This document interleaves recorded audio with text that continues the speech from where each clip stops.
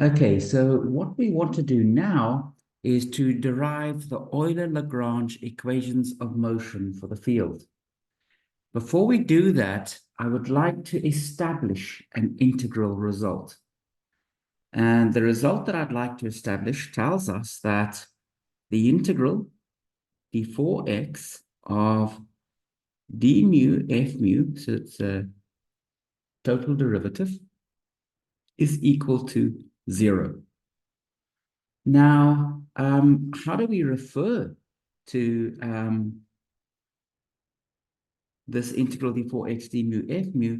We call this a surface or boundary term. And that language will become clearer as we go along. And what the result says is surface or equivalently boundary terms vanish and can be dropped. Good.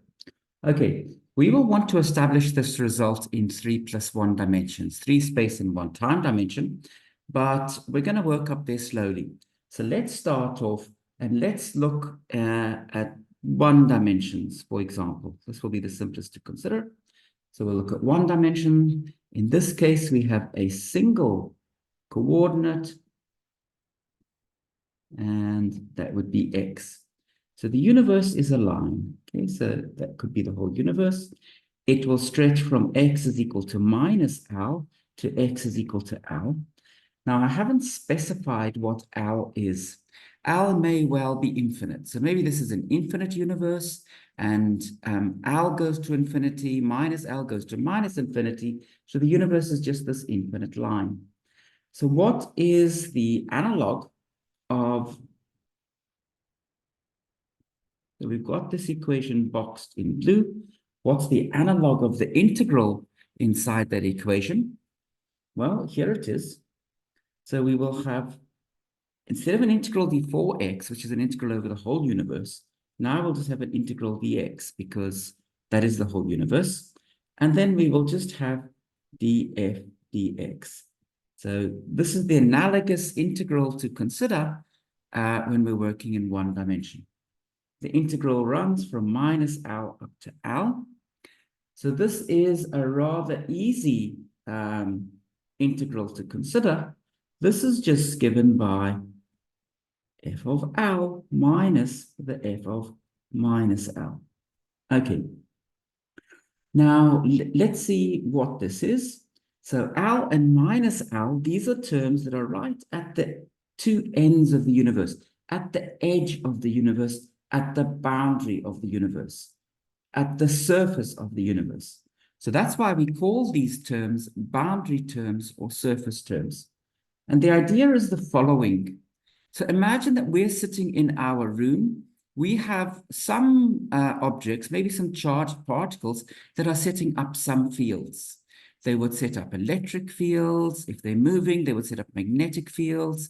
There would be a Hamiltonian density, an energy density set up by these particles.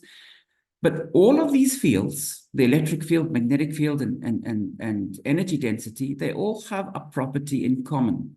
As you walk away from this localized collection of particles in our room, all of those fields drop off to 0. And by the time that you've gotten to infinity, the values of all of those fields are 0. So all physical fields go to 0 as we walk off to infinity. This function f, whatever it is, it's built out of these physical fields. F itself is some sort of a field. It too vanishes when we go to infinity. So that's the logic. So f of L will be 0 because this field has vanished when we go to infinity, minus 0 because f is also vanished when we go to minus L, and that's just naught. So that is the result established in 1 dimension. So just again, this integral that we were considering landed up giving us something that's evaluated on the boundary or surface of the universe, and all fields have gone to 0 at the boundary or surface of the universe Because we're imagining we've got some localized collection of matter or charges or whatever, but very localized and deep in the bulk of the universe, far away from the surface of the universe. Okay, good. Now, as a step up, slightly smaller step up, let's now study the same question, but in 3 dimensions. So if we're in 3 dimensions, well, we could be considering some box. So let's draw a box over here. There we are.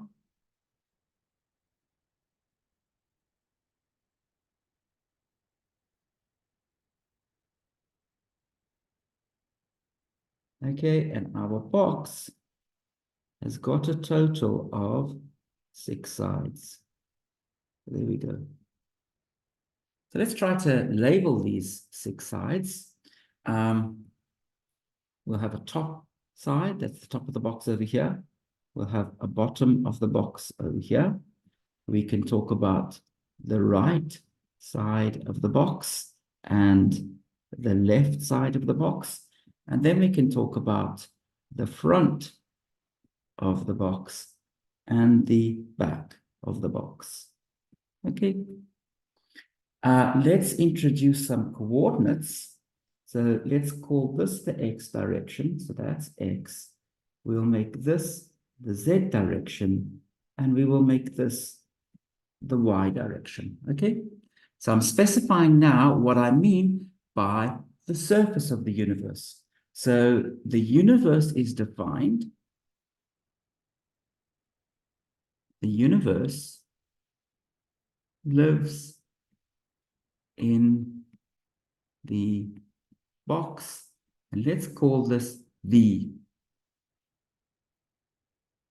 The surface or boundary, so boundary of the universe, surface of the universe, which we will denote by dV, is the 6 sides. And let's say what these different 6 sides are. So we have, first of all, the right side.